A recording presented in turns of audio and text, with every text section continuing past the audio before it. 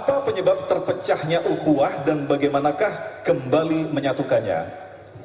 Yang pertama menyebabkan ukhuwah itu adalah karena kejahilan, karena ketidaktahuan.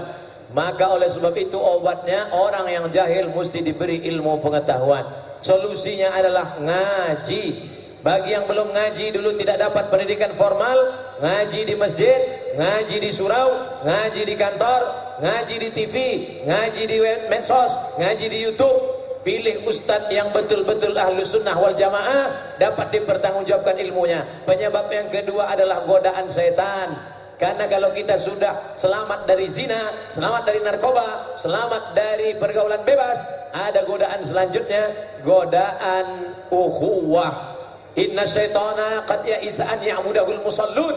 Setan kalau melihat orang sudah sholat, dia tidak goda lagi orang itu untuk menyembah Lata, Uzza, Manat, Hubal, tapi dia goda walakin fit tahrish, ditanamkannya permusuhan. Saudaraku yang sudah sholat ke masjid, yang sudah ikut pengajian, ingat, di antara kalian ada setan yang merusak hati. La tanaza'u, jangan kelahi, fatafshalu, nanti kalian gagal, wa tazhabari hukum.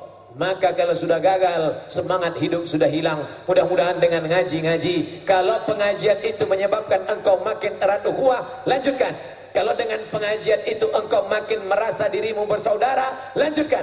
Kalau makin pengajian makin bersemangat menolong saudara seiman, senegara, sebangsa, lanjutkan. Tapi kalau pengajianmu membuat engkau keras, pengajian membuat engkau berkelahi, pengajian mendidik engkau memutuskan silaturahim, maka sudah saatnya 2019 engkau ganti pengajian.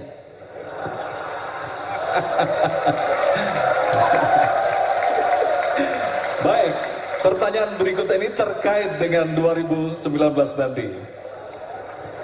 Bagaimanakah menjaga ukhuwah dengan teman yang beda pilihan dalam pilpres nanti? Dijawab dengan jujur. Inna sam'a, dengar dengan telinga baik-baik. Dengar informasi tentang siapa yang akan kita pilih. Anggota DPR kota, DPR kabupaten, DPR provinsi, DPR pusat, DPR pusat, DPD, presiden, wakil presiden. Ini adalah anak-anak bangsa yang baik-baik, kita pilih yang terbaik. Betul? Sampai hari ini Abdul Somad tidak pernah menyebut nama, tidak pernah menyebut nomor, tidak pernah menyebut partai, tidak pernah menyebut golongan, tidak pernah menyebut aliran. Yang disebut adalah sifat-sifat dan sifat. Oleh sebab itu anak bangsa mesti cerdas. Gunakan telinga, dengar baik-baik. Kalau telinga tidak mendengar, segera pergi ke THT, telinga, hidung dan pendengar. Telinga, wal basar, pandang baik-baik, lihat orangnya baik-baik. Sama ndak wajah asli dengan baleho? Kalau beda, berarti pencitraan sudah bermain. Dengar baik-baik, pandang baik-baik. Setelah itu, tapi ternyata mata ternyata menipu. Pergi engkau ke tepi sungai, pergi ke tepi kolam, lihatlah di sana ada tongkat di dalam kolam. Kau lihat ada tongkat dalam kolam? Ya, kau lihat tongkatnya bengkok. Oh, ini tongkat kenapa bengkok? Ternyata setelah kau tarik, ternyata tongkat tidak bengkok. Tongkat yang ditusukkan ke tepi kolam nampak dari permukaan bengkok, ternyata tidak bengkok. Mata menipu, saudaraku. Oleh sebab itu mata yang tertipu, ada yang tidak bisa ditipu. Apa dia? Hati nur, cahaya, hati yang diterangi oleh cahaya. Maka kita minta di tengah malam, Allahumma ja'al fi qalbi nura, jadikan dalam hatiku cahaya, wa fi sam'i nura. Di tengah malam engkau tahajud, engkau istikharah, usolli sunnatal istikharah politik lillahi ta'ala. Ya Allah, tolong bimbing. Kalau nggak ngerti, tanya Ustaz, fas'alu ahla zikri in kuntum la ta'lamun. Ustaz Somad tetap mengusung negara kita luber, langsung, umum, bebas, rahasia. Tapi kita tetap berkomitmen. Mudah-mudahan doa, doa silahul mu'min, doa senjatanya orang beriman. Jangan lupa doa siang malam. Allah marzuqna imaman adila, berikan Republik Indonesia wakil-wakil rakyat, pemimpin-pemimpin yang amanah, supaya negeri ini menjadi baldatun thayyibatun wa rabbun ghafur. Amin ya rabbal alamin. Baik, pertanyaan berikut menarik sekali. Toleran dan intoleran menjadi terminologi yang berkembang di masyarakat. Lantas toleran dan intoleran dalam ukuran seperti apa? Mohon dijelaskan. Sekarang banyak yang tidak membedakan, banyak yang tidak bisa membedakan mana toleransi, mana telur asin. Gak bisa dia bedakan.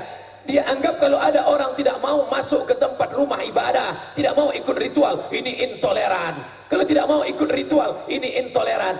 Dia bukan intoleran, dia sedang menjalankan ajaran agamanya. Dalam masalah ibadah, kita tidak boleh ikut-ikutan. Dalam masalah ritual, nggak boleh. Wala ana abidum ma'abattum, aku tidak menyembah apa yang kamu sembah. Wala antum abiduna ma'abud, aku pun tidak mengajak apa yang aku sembah. Lakum dinukum waliyadin. Dalam masalah makanan juga begitu. Tapi dalam masalah bertetangga dengan Kristen, satu kantor dengan Konghucu, satu lingkungan RT RW, satu komplek dengan Hindu Buddha, ada nggak ustadz di Indonesia yang mengajarkan kalau tetanggamu beda agama, beda keyakinan, bakar rumahnya, larikan motornya, bawa istrinya?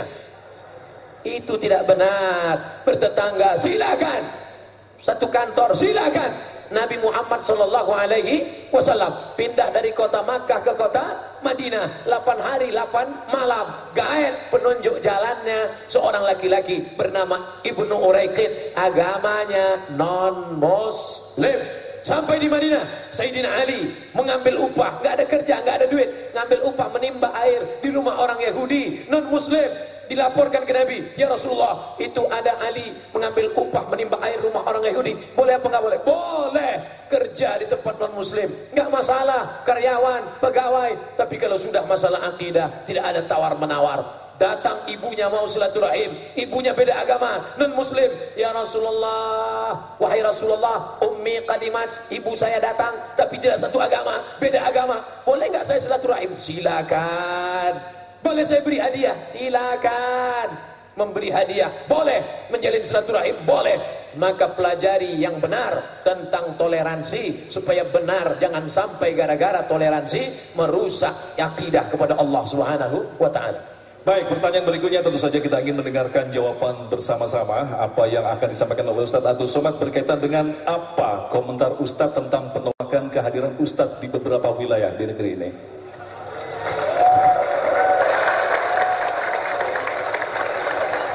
In ja'akum fasiqum binaba'in, kalau ada orang yang datang bawa berita-berita tidak benar, fatabayyanu, klarifikasi. Isu yang diangkat apa?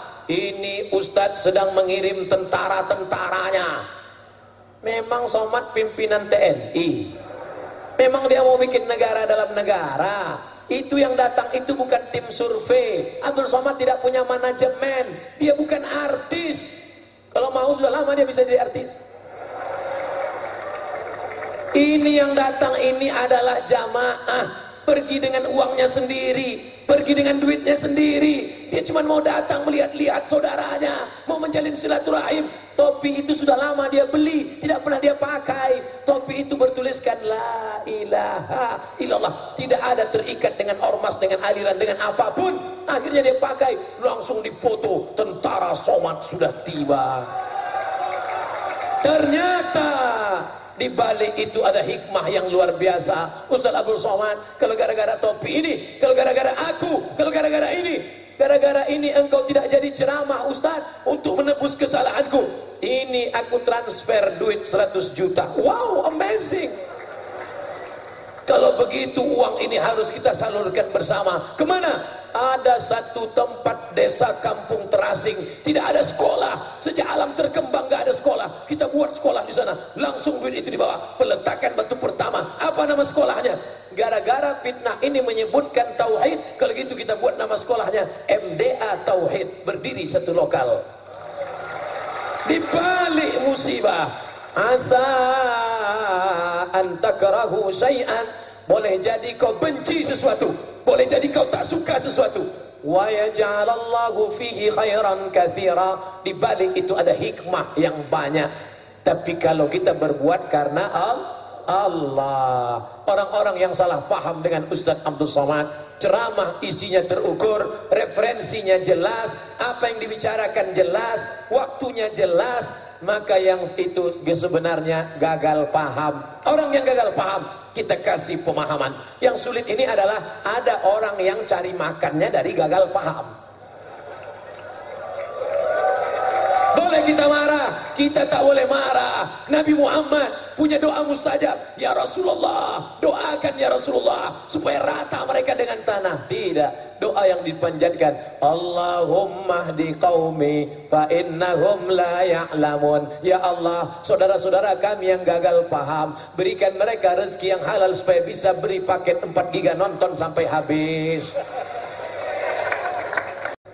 Paham sekuler, liberal, dan sejenisnya telah menyusup dalam pola pikir sebagian masyarakat Indonesia. Tetapi mereka tetap beralasan bahwa selama tidak merusak ukhuwah atau persatuan, paham ini terus berkembang atas nama modernisasi pemikiran. Mohon tanggapan, Kiai. Engkau menyangka kau merusak ukhuwah kalau kau ambil tanahnya. Engkau merasa kalau merusak ukhuwah kalau kau ganggu rumahnya. Tapi kau lupa saudaraku, dengan berpaham sekuler liberal, kau sudah merusak ukhuwah dengan merusak akidah anak-anaknya. Kau katakan semua agama benar, kau katakan silakan. Islam tidak memaksa orang lain untuk masuk ke dalam agamamu. Islam tidak pernah memaksa orang, pancung kepalanya. La ikraha fid din, tidak ada paksaan dalam agama. Tapi kalau sudah bersyahadat, kalau sudah bersaksi tidak Tuhan selain Allah, Muhammad Rasul utusan Allah, wajib sholat, wajib zakat, menutup aurat, amar ma'ruf nahi mungkar. Amar ma'ruf nahi mungkar inilah yang hilang dari sekuler liberal. Tidak ada amar ma'ruf nahi mungkar. Ini privasi saya mau bawa anak-anak gadis orang, mau membuka aurat, ngapain ganggu saya? Ini rambut saya, ini pakaian saya, jangan ganggu saya. Saat itu kau sedang merusak ukhuwah. Anak tetanggamu hafal Quran, rusak hafalannya gara-gara melihat anakmu tidak menutup aurat. Ini berasal dari ketidakpahaman. Apa kata Nabi SAW? La tattabi'unna sunanal ladzina min qablikum. Kamu akan ikut tradisi orang-orang sebelum kamu, sejengkal demi sejengkal, sehasta demi sehasta, hatta law dakhalu juhra dabbin, sampai-sampai kalau mereka masuk ke lubang biawak, kamu akan ikut juga. Ini pemikiran datang dari mana? Renaissance, abad ke-15, kebangkitan Eropa yang dulu sebelumnya tertekan. Lalu kemudian setelah mereka bebas melepaskan diri dari ikatan agama, raja-raja dicopot kekuasaannya, bahkan kepausan diambil kekuasaannya, lalu kemudian dilepaskan dari belenggu. Maka Islam tidak pernah membelenggu orang dengan pemikirannya. Filsafat berkembang, Islam berkembang, ilmu pengetahuan berkembang, silakan. Tapi akidah haruslah dijaga. Anak-anak kita bebas mau belajar fisika, kimia, biologi, matematika, bahasa Inggris, silakan. Tapi dalam kepalanya tetap ada Al-Quran, ada hadis, ada akidah, ada akhlak, ada bahasa Arab. Kuntum khaira ummah, kalian umat yang terbaik. Kapan kalian menjadi umat terbaik? Umat terbaik bukan karena haji dan hajah ke Makkah. Umat terbaik bukan karena pakaian jilbab panjang. Umat terbaik kapan? Ta'muruna bil ma'ruf, mengajak orang berbuat baik, wa tanhauna 'anil munkar, mencegah orang berbuat mungkar. Oleh sebab itu, ini bukan narkoba, ini bukan zina, dia tidak merusak fisik, tapi yang dirusak adalah isi kepala. Mudah-mudahan generasi kita selamat dari sekuler, liberal yang merusak pemikiran umat Islam, insyaallah. Amin. Kita lanjutkan pertanyaan berikutnya. Apakah ada kaitan antara bencana nasional yang kita alami di beberapa wilayah dengan kondisi masyarakat saat ini? Walau anna alal qura amanu, seandainya penduduk negeri ini beriman, wattaqau, seandainya penduduk negeri ini beriman, bertakwa, la fatahna alaihim barakat, kami akan bukakan barakah-barakah minas sama, dari langit, wal ard, dari bumi. Walakin kadzabu, tapi kalau mereka melakukan perbuatan maksiat, mereka mengambil isi alam, tapi tidak bersyukur kepada Rabb yang pemilik alam. Walakin kadzabu fa akhaznahum, kami cabut nikmat itu. La ta'murunna bil ma'ruf, ajak orang buat baik, wala tanhauna 'anil munkar, larang orang buat mungkar. Kalau kamu tidak melaksanakan amar ma'ruf nahi munkar, la yab'atsallahu 'alaikum iqaban, Allah akan mengirimkan hukuman, Allah akan mengirimkan musibah. Ketika itu kamu berdoa, kamu mengangkat tangan, ya Allah, angkat musibah ini. Tsumma tad'unahu, kemudian kalian berdoa kepada Allah, fala yustajabu lakum, doa kalian tidak dikabulkan Allah Subhanahu wa taala. Alhamdulillah, di kota besar metropolitan masih ramai yang suka, masih ramai yang ingin, masih ramai yang melaksanakan amar ma'ruf nahi mungkar. Saudara-saudara kita yang teraniaya, terzolimi, ingat, ketika musibah itu datang, wattaqu fitnatan la tusibanna allazina zalamu minkum khassah. Musibah datang tidak hanya menimpa orang yang berbuat zalim saja, yang zalim, yang tidak zalim, yang salat, yang tidak salat, yang baik, yang tidak baik, semuanya rata. Mudah-mudahan saudara kita yang baik tertimpa musibah diampunkan Allah kesalahannya. Adapun yang jahat, yang batil, bertaubatlah, berbuat baiklah, karena hukuman akan turun. Wattaqu, takutlah kepada Allah, fitnatan, azab, la tusibanna alladzina zalamu minkum khassah. Azab itu ketika datang, dia tidak menimpa yang zalim, yang jahat saja, yang baik-baik pun ikut juga terkena. Kita seperti orang dalam perahu. Kalau ada satu orang melobangi dinding perahu, ingatlah ketika perahu bocor, yang mati bukan hanya yang melobangi, yang tegak di tiang kapal pun ikut juga tenggelam. Pahami ini dengan baik, maka kita jaga umat ini, kita jaga dengan amar ma'ruf nahi munkar, supaya musibah tidak datang. Wallahu a'lam bishawab. Kita lanjutkan pertanyaan berikutnya. Fenomena fanatik dalam dunia sepak bola bahkan memakan korban, apakah sesungguhnya yang terjadi? Apakah sifat ukhuwah sudah hilang dalam diri kita? Al-mu'minul qawi, seorang mukmin yang kuat, kuat fisiknya karena olahraga, maka dicintai Allah. Ada mukmin yang sholat tapi badannya lemah, letoy, lesu, loyo, lunglai, gayanya mau mati. Ada satu lagi mukmin yang perkasa, tegap. Maka mana yang paling dicintai Allah? Al-mu'minul qawi, mukmin yang kuat, yang perkasa, yang sehat fisiknya, yang sehat otaknya, yang sehat badannya, yang hebat karatenya, hebat silatnya, itu lebih dicintai Allah. Allimu auladakum, ajarkan anak kamu as-sibahah, berenang, ar-rimayah, memanah, rukubul khail, naik kuda, olahraga, silakan. Tapi jangan sampai orang kenal kita bukan karena olahraganya, tapi karena tawurannya, tapi karena kekerasannya, tapi karena kriminalnya. Mudah-mudahan olahraga kita maju karena prestasi. Indonesia akan dikenal oleh dunia karena prestasi, insya Allah. Maka kalau gara-gara ini kita main judi, kita menjadi berantem, kita menjadi tawuran, rusak nama, rusak bangsa, rusak negara, maka darul mafasid muqaddam ala jalbil masalih, menolak mudarat lebih utama daripada mengerai manfaat. Ini pemain-pemain olahraga, atlet-atlet kita juga beragama, mesti dididik dengan akhlakul karimah, bahwa ini olahraga tujuannya menyehatkan badan, memupuk kebersamaan. Ada striker, ada kiper, ada penyerang, ada back. Sepak bola mengajarkan tentang kerjasama, sama-sama bekerja, bukan tawuran, bukan kriminal, bukan kejahatan, bukan judi. Lagi-lagi kita sedang diuji. Mudah-mudahan bangsa kita lulus dengan ujian ini, insyaallah. Amin ya rabbal alamin. Pertanyaan berikutnya, bagaimanakah menyikapi berita-berita hoax yang lalu lalang di media sosial yang justru merusak ukhuwah? Yang datang di media sosial itu bukan cuma berita. Kalau berita masih lumayan, hadis hoax, hadis palsu. Yang buat siapa? Saya tidak tahu. Mana contohnya? Suami yang menemani istrinya ke mall lebih besar pahalanya daripada iktikaf. Ini pasti yang buat hadis palsunya perempuan. Dibalas sama laki-laki. Apa kata yang laki-laki? Istri yang mengizinkan suaminya kawin lagi masuk surga tanpa hisab. Ini balas-balasan. Dikatakan sabda Rasulullah, ini batil. Sekarang banyak orang yang tidak bisa membedakan mana batil, mana betul, mana betul, mana batil, mana hak, mana hak, mana hak, mana hak. Oleh sebab itu maka kita cerdaskan umat ini. Kalau mendapat berita, cek and recheck, ini benar atau tidak benar, websitenya website dari mana, sumber beritanya siapa. Jangan cepat-cepat percaya. Setelah yakin benar, baru like and share.